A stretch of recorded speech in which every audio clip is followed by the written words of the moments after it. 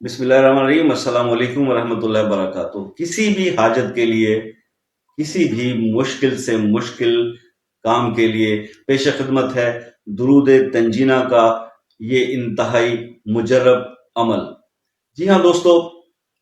عملیات تو بہت سارے بتائے گئے، مشکل کاموں کے لیے، مختلف حاجات کے لیے بہت سارے وظائف آپ کو بتائے، لیکن یہ درود تنجینہ جب آپ بالکل ہر طرف سے کوئی وظیفہ بھی کام نہیں کر رہا اور آپ نے مختلف ٹرائز کر لی ہیں، تو درود پاک کے اندر خاص طور پہ درود تنجینہ شریف جو ہے، اس کے بارے میں جو واقعتاً بزرگ لکھتے ہیں، اور یہی ہے کہ یہ حضور پاک صلی اللہ علیہ وسلم نے خود آ کر خواب کی حالت میں بتایا تھا، جب کشتی طوفان میں گر گئی تھی اور ڈوبنے والی تھی، تو اس ٹائم پہ کہ سب مل کر یہ درود شریف پڑھیں تو اس سے آپ کی جان بچ جائے گی اور آپ محفوظ ہو جائیں گے۔ اور اسی طرح کیا گیا، اور اس کے بعد تب سے یہ روایت ہے، اور یہ درود جو ہے وہ سینہ بسینہ نسل در نسل چلتا آ رہا ہے، اور اس کو بہت سارے علماء کرام نے، بہت سارے عاملین نے، بہت سارے صاحب علم و فہم لوگوں نے اس کے بارے میں، کئی اولیاء کرام کا بھی یہ دستور رہا ہے۔ ہمارے پیر مرشد بھی ہمیں یہ پڑھنے کے لیے بہت زیادہ بتایا کرتے تھے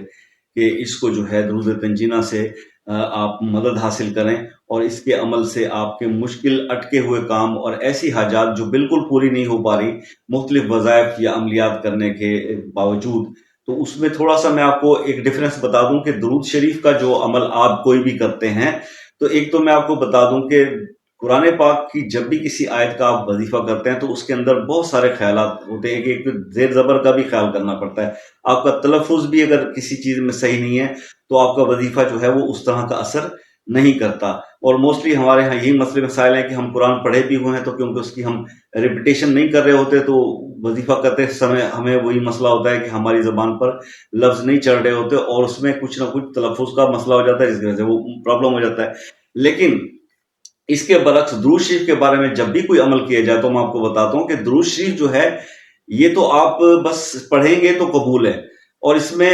آپ سے 19-20 بھی ہو جائے، لکنت بھی زبان میں آ جائے، کسی طرح سے بھی ادا ہو جائے، تو درود شریف آپ کا قبول ہی قبول ہے، اور اس کے ثمرات اور اس کے وظائف، اس ایسے وظائف کے پھر عملیات کے اس کے اثرات بہت زیادہ ہوتے ہیں۔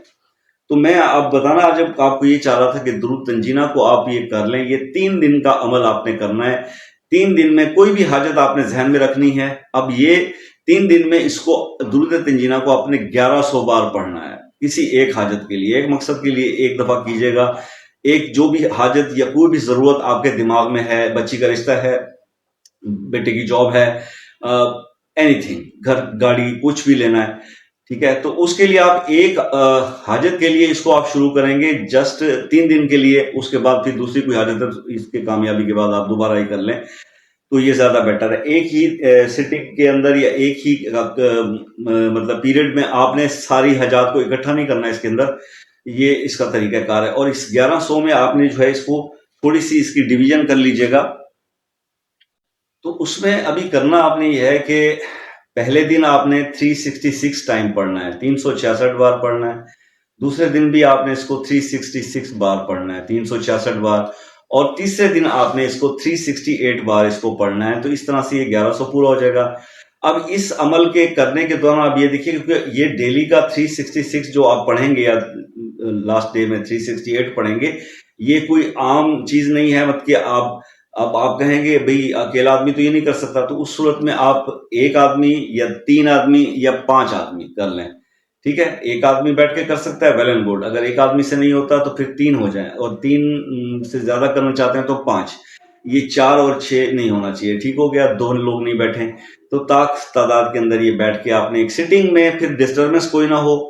ٹھیک ہے، خوشبو جلا لیجئے گا، کچھ میٹھا ساتھ رکھ لیجئے گا، منہ میں خوشبو کے لیے کچھ الائچی وغیرہ رکھ لیجئے گا، اور اس کے بعد باوضو ہو کے پاک صاف ماحول کے اندر آپ نے درود شریف پڑھنا ہے۔ درود شریف شروع کرنے سے پہلے آپ نے اپنے مقصد کے لیے، جس بندے کے لیے کر رہے ہیں وہ اس کے لیے وہ دعا کرے گا، سب اس کے آمین کہیں گے، اور پھر اس ڈیوریشن میں، اس پیریڈ کے اندر کوئی آپ کو ڈسٹرب نہ کرے، یہ اس چیز کا خاص خیال رکھیے گا۔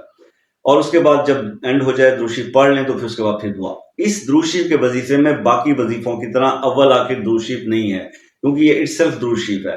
تو اس لیے بس یہی ایک بتانا تھا کہ یہ بہت زبردست اور مجرب عمل ہے، درود تنجینہ کا بڑا آزمایا ہوا ہے، اور اس کے بڑے اچھے ریزلٹس ہیں۔ تو ایسے جو میرے دوست بہن بھائی پریشان ہیں کہ ان کی حاجات جو ہے وہ کمپلیٹ نہیں ہو رہی، مکمل ہو رہی، وظائف کے ریزلٹ نہیں مل رہے، تو ان کے لیے جو ہے وہ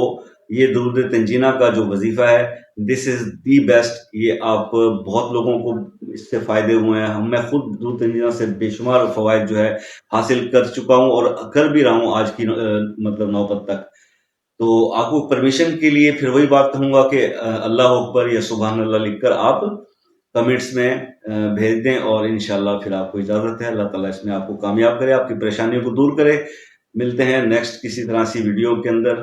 کسی اور مسئلے کسی اور وظیفے کے ساتھ. تب تک کے لیے اللہ حافظ.